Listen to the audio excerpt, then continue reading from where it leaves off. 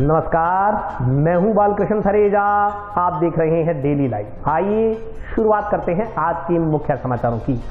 विभिन्न सामाजिक संस्थाओं ने टाउन जंक्शन में लगाए अन्नकूट के भंडारे। भाजपा ने पार्टी कार्यालय में किया स्नेह मिलन कार्यक्रम का आयोजन। भाजपा कार्यकर्ताओं ने गले मिलकर एक दूसरे को दी त्योहार की बधाइयां। शराब पीकर झगड़ा करने के आरोप में आधा दर्जन लोगों के खिलाफ मामला दर्ज। गांव ठेड़ी गंगानी में हुआ झगड़ा। वेतन भुगतान की मांग को लेकर स्वास्थ्य सहायकों का धरना शनिवार को भी जारी रहा। एफसीआई गोदाम निजी कंपनियों को ठेके पर देने का विरोध। संयुक्त किसान मोर्चा का आंदोलन 18वें दिन भी जारी। और अब समाचार विस्तार से। विभिन्न सामाजिक संस्थाओं द्वारा टाउन जंक्शन में अन्नकूट के भंडारे लगाए गए।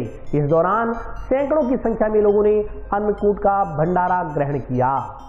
डॉक्टर भगवान की जय हो, बोलो सच्चे दरबार की जय हो। अन्नकूट पर्व पर शहर में जगह जगह समाज सेवी संस्थाओं ने भंडारे लगाए। प्रसाद के लिए श्रद्धालुओं की भीड़ लगी रही। जंक्शन में ओवरब्रिज के नजदीक बाबा रामदेव मंदिर में आयोजकों द्वारा अन्नकूट का भंडारा लगाया गया।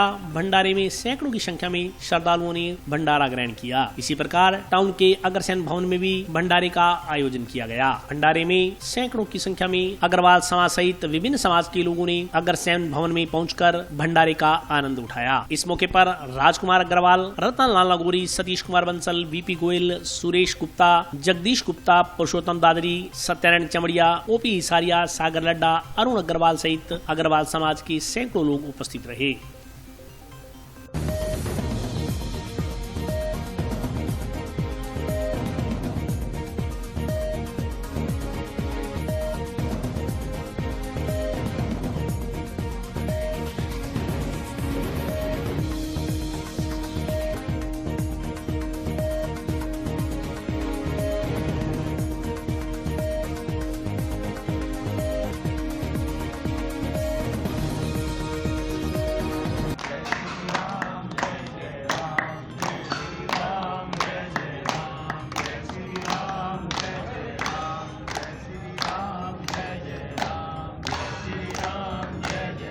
आज श्री बाबा रामदेव मंदिर सेवा समिति के तत्वाधान में अन्नकूट का कार्यक्रम रखा गया, जिसमें काफ़ी संख्या में भक्तों ने हिस्सा लिया। दीपावली के अगले दिन अन्नकूट का पर्व गोवर्धन पूजा की जाती है।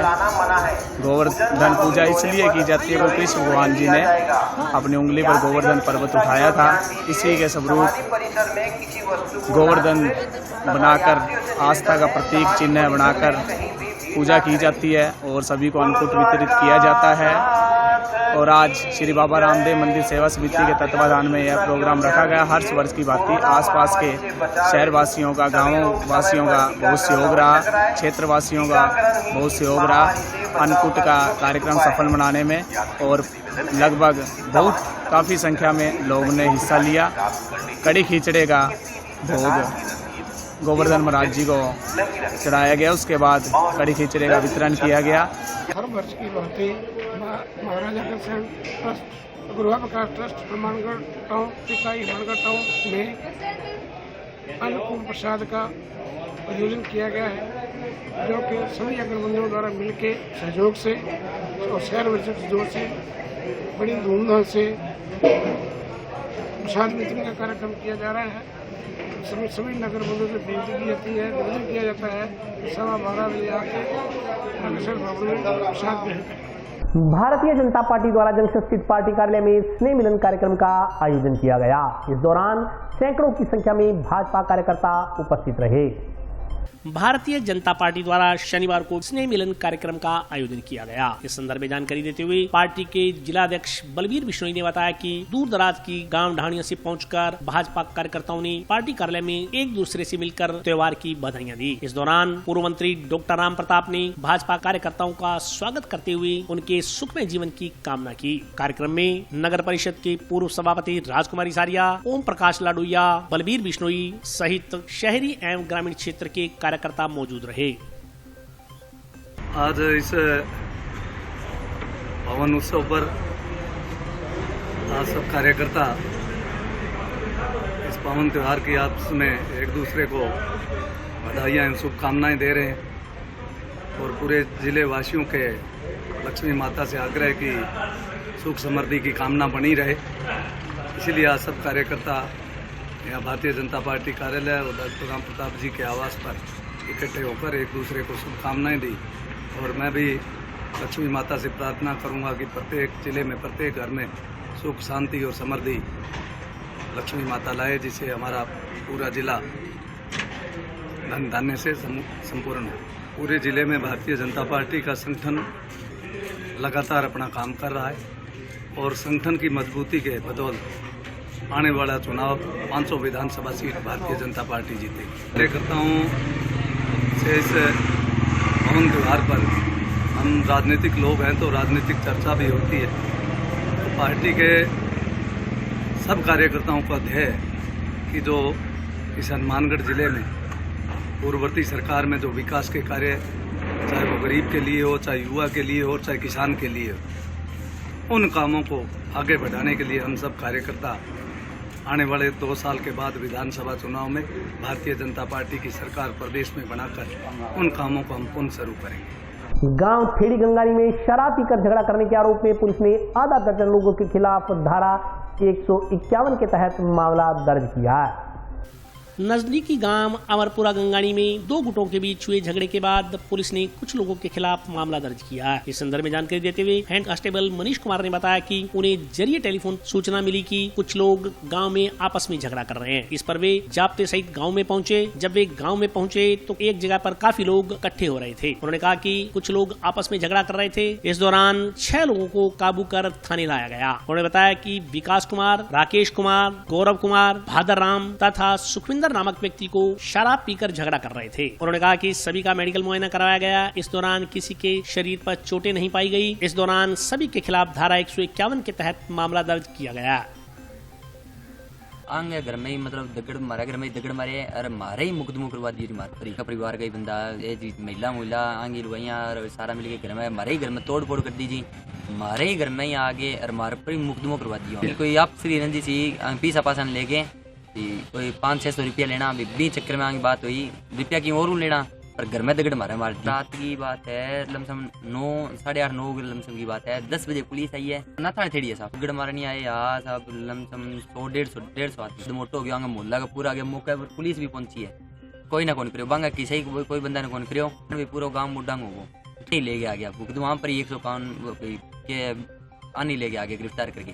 विक्की और गोरू, जस्सू और बादर, राकू सोनी और एक बंदो है अंग है, मतलब 2-3 बंदा लगी है। अब भाई मांग करा जी मैं भी पूरी मतलब जांच करो भी जिंगी गलती है बन ले पकड़ के, निर्दोष ने क्यों पकड़ रखे, माना न्याय मिल बस। कल दिनांक 5/11/21 को शाम को जरिए टेलीफोन सूचना मिला कि गांव अमरपुरा थेड़ी है गगानी, वहाँ पे कोई लड़ाई झगड़ा हो रहा है।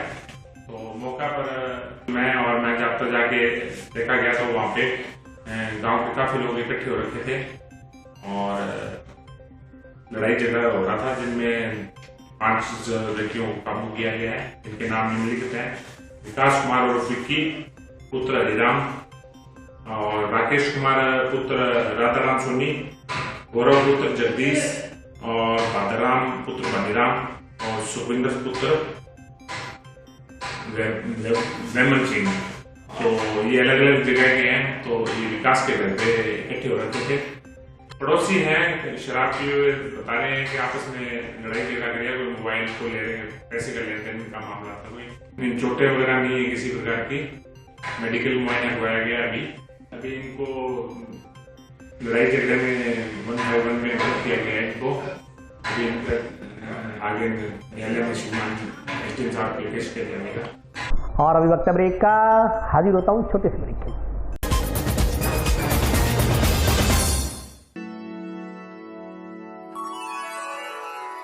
यूं तो कई बार मुझे हंसते देखा है, पर ये हंसी कुछ और है। ये गहना मुझ पर जचता है, पर ये महज एक गहना नहीं, ये रूपरेखा है मेरे मन की। हंसती खिलखिलाती लहरों की, जो आतुर थी अब तक मुझ पर सजने को। इसलिए ये गहना ही मेरा सच्चा श्रृंगार है, श्रृंगार है, श्रृंगार है।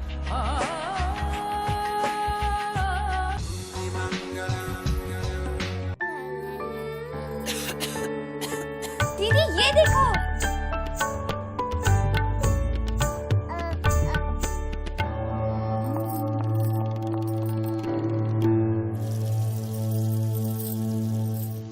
नोवेल कोरोना वायरस बीमारी को फैलने से रोका जा सकता है।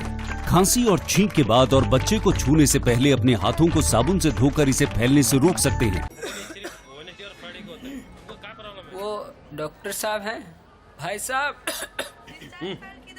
खांसी और बुखार था, सोचा चेक करवा लूं।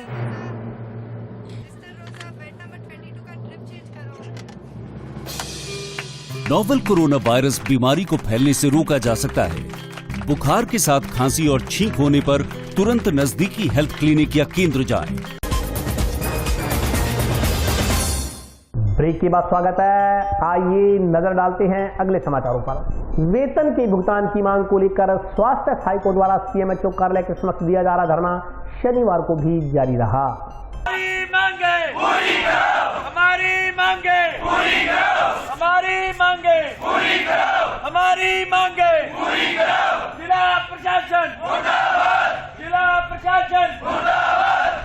कोविड स्वास्थ्य सहायकों ने पिछले 5 माह से बकाया वेतन के भुगतान की मांग को लेकर सीएमएचओ कार्यालय के सामने 5 माह का बकाया वेतन भुगतान की मांग को लेकर हड़ताल पर बैठे कोविड स्वास्थ्य सहायकों का आंदोलन शनिवार को भी जारी रहा। इस दौरान स्वास्थ्य सहायकों ने धरना प्रदर्शन कर बकाया वेतन देने की मांग की। इस मौके पर स्वास्थ्य सहायक सेवकों ने बताया कि वे अपना आंदोलन गांधीवादी तरीके से कर रहे हैं, लेकिन उनकी कोई सुनवाई नहीं हो रही। उन्होंने कहा कि हनुमानगढ़ जिले के अंदर कोविड स्वास्थ्य सहायक की भर्ती को 5 माह पूरे हो चुके हैं। सभी स्वास्थ्य सहायक अपना कार्य पूर्ण निष्ठा व ईमानदारी के साथ कर रहे हैं, लेकिन स्वास्थ्य सहायक को वेतन का भुगतान नहीं किया जा रहा। इसके लिए पूर्व में भी जिला कलेक्टर व सीएमएचओ को ज्ञापन दिया गया, मगर उनकी कोई सुनवाई नहीं हुई। उन्होंने कहा कि दीपावली के दृष्टिगत अधिकारियों से गुजर बसर के लिए वेतन भुगतान की मांग की गई, मगर उनकी मांग को अनसुना कर दिया गया। इस दौरान नगर परिषद सभापति गणेश बंसल ने आज कोविड स्वास्थ्य सहायकों से मुलाकात कर शीघ्र ही उनके वेतन भुगतान का आश्वासन दिया है।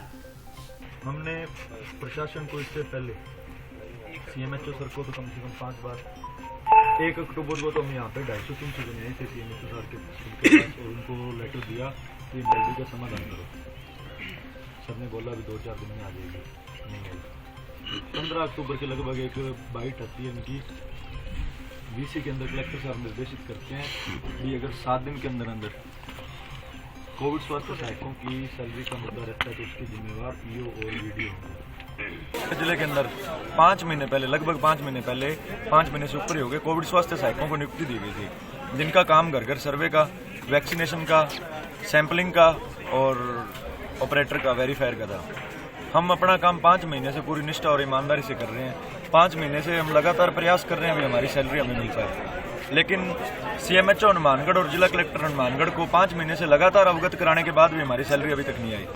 हमने 3 तारीख को यहाँ पे आए, सीएमएचओ साहब को बोला भी साहब दिवाली है, हमारी सैलरी का समाधान करो। इन्होंने हमें 3 बजे तक समाधान होना बताया, लेकिन 3 बजे तक समाधान नहीं हुआ तो हम जिला कलेक्टर जी के पास गए। जिला कलेक्टर जी ने हमें 1-1 महीने की या 2-2 महीने की सैलरी देने का आश्वासन दिया। दीपावली होने के कारण हमने इनके फैसले की कदर करते हुए इनसे बोला भी जब तक हमारी 2 महीने की या 3 महीने की आ जाती है, 1 महीने की भी आ जाती है तो हम यहाँ से चले जाएंगे और सोमवार को आगे की सैलरी का जो मुद्दा है वो उठाएंगे।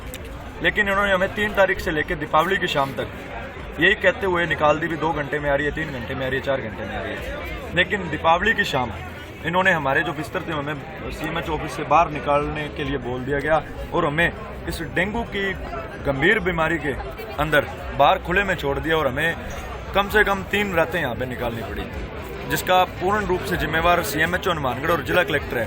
आज हमारे चेयरमैन साहब हनुमानगढ़ के आए थे, उन्होंने भी हमें सोमवार को 1 महीने की सैलरी का आश्वासन दिया है। लेकिन जो बंदा 5 महीने कोरोना के अंदर दिन रात काम कर रहा है, सुबह 8 बजे से लेकर रात को 12-12 बजे तक, 9-9 बजे तक, वो बंदा 1 महीने की 8,000 मात्र 7,900 रुपये मानदेय में कैसे काम करेगा, आप खुद बताओ।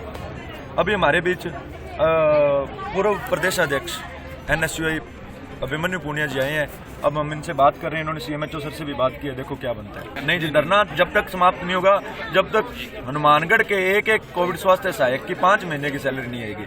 और ये प्रशासन को चेतावनी है, जिस पीड़ा से आज हनुमानगढ़ के जिले के कोविड स्वास्थ्य सहायक गुजर रहे हैं वेतन न मिलने से, अगर इस पीड़ा के मानसिक पीड़ा के चलते अगर किसी के साथ भी कोई अप्रिय दुर्घटना हो जाती है, जिसकी पूर्ण रूप से जिम्मेवारी CMHO हनुमानगढ़ और जिला प्रशासन की होगी। आज जो स्वास्थ्य विभाग के सामने स्वास्थ्य विभाग के जो कोविड सहायक हैं वो धरने पर बैठे हैं अपनी तनख्वाह की मांग को लेते हुए।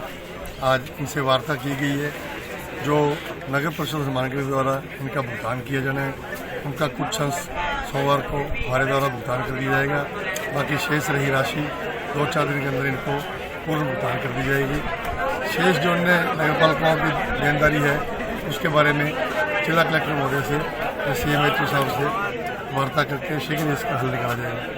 FCI के गोदाम कारपोरेट घरानों को किराए पर देने के विरोध में संयुक्त किसान मोर्चा का सेंट्रल वेयर हाउस के समक्ष चल रहा धरना शनिवार को 18वें दिन भी जारी रहा।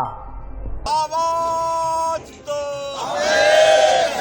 आवाज दो, आवाज दो। CWC के गोदाम रिलायंस कंपनी से वापस लेने होंगे, लेने होंगे, लेने होंगे।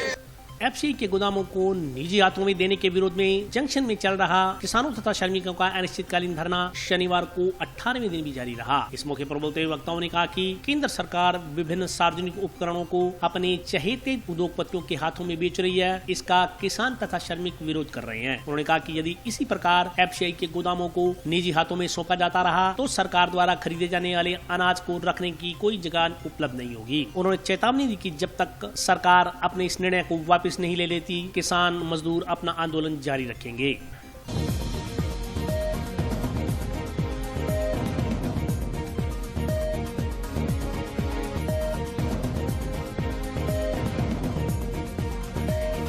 साथियों, आज लगभग 18-19 दिन से ये धरना जो संयुक्त किसान मोर्चा के में चल रहा है, इसमें ये जो FCI के गोडाउन है ये दिए हुए हैं ठेके पे रिलायंस वालों को, तो इसको वापस केंद्र सरकार के हाथ में आने के विरोध में हम यहाँ बैठे हैं कि वो केंद्र सरकार इनसे वापस ले और जो ठेका है उसको निरस्त किया जाए, ताकि ये जो खाद्य सुरक्षा अधिनियम के तहत गरीबों को गेहूँ मिलता है वो मिल सके, और जो ये रिलायंस ने ये गोडाउन ले रखे हैं इनकी वापसी हो। आज लगातार 18 दिनों से दिन और रात अनिश्चितकालीन हमने सेंट्रल वेयर हाउस के गेट पर महापड़ाव डाला हुआ है संयुक्त किसान मोर्चे के आह्वान पर।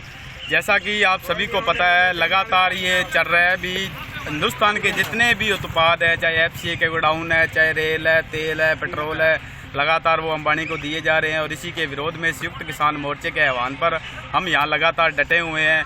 और हम जो लंबे समय से एक बात कह रहे हैं भी अगर ये गोडाउन FCI के नहीं रहेंगे और FCI खरीद नहीं करेगी तो सार्वजनिक वितरण प्रणाली है जिसके तहत हमारे को राशन जो मिलता है डिपो से वो भी नहीं मिलेगा। और कल ही सरकार के जो खाद्य के जो मुख्य सचिव है उन्होंने घोषणा की है भी 30 तारीख से जो ये आपको राशन डिपो पर मिलने वाला राशन है ये नहीं मिलेगा।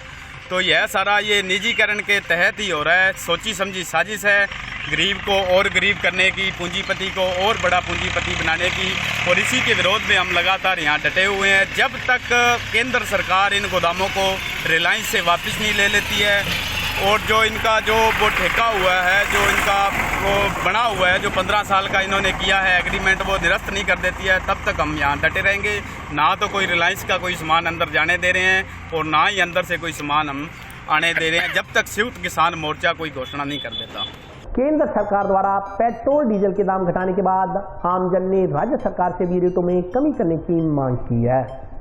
केंद्र सरकार द्वारा पेट्रोल डीजल के दामों में की गई कमी के बाद आमजन राज्य सरकार से वेट घटाने की उम्मीद लगाए बैठा है। वाहन चालकों ने बताया कि केंद्र सरकार द्वारा दामों में कटौती के बाद राज्य सरकार द्वारा भी वेट घटाया जाना चाहिए ताकि वाहन चालकों को इससे राहत मिल सके। वाहन चालकों ने कहा कि केंद्र के रेट घटाने के बाद भाजपा शासित प्रदेशों में सरकारों द्वारा डीजल पेट्रोल के रेट कम कर दिए गए हैं, मगर कांग्रेस शासित प्रदेशों ने केंद्र सरकार के रेट घटाने के बाद भी अपनी टैक्स की कीमतें यथावत रखी हैं। आमजन ने राज्य सरकार से पेट्रोल डीजल के रेट घटाए जाने की मांग की है।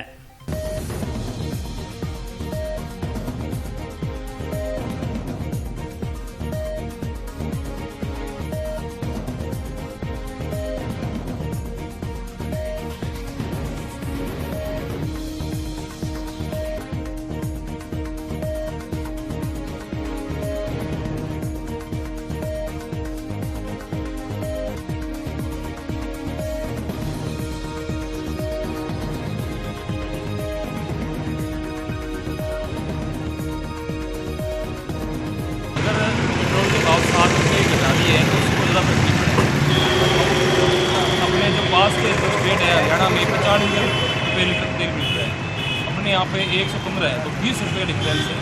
कम से कम राजस्थान सरकार को इतना करना चाहिए, जो केंद्र ने अगर वेट कराया है तो राजस्थान को भी इतना वेट कराना चाहिए ताकि उसमें राहत मिल सके। और नहीं गलत है, बिल्कुल गलत है। राहत केंद्र सरकार को भी करनी चाहिए और स्टेट को भी करनी चाहिए। साथ के साथ देखो सिलेंडर का रेट फ्री हो गया 1000 रुपये। एक सामान्य घर का आदमी सिलेंडर नहीं खरीद, बिल्कुल बहुत। अभी पेट्रोल के भाव को देखा जाए तो 7 रुपये मतलब पेट्रोल के भाव में गिरावट हुई है, लेकिन वो कोई मतलब राहत वाली बात तो है नहीं। राहत जैसे नहीं है सर। देखो 55-45 की माइलेज देती है बाइकें, ठीक है, 115 का पेट्रोल चल रहा है, ठीक है, तो उसमें क्या कौन सी राहत की बात है ये बताओ। बाइकें ज़्यादा चलती है, ठीक है, सर्विस में फील्ड लाइन के अंदर है, ठीक है, परेशानी होती है। देखो पेट्रोल के जो भाव हैं उनको सही दर पे करना चाहिए ताकि आम जनता में थोड़ा राहत मिले। राहत तो सर इसमें क्या राहत मिल रही है?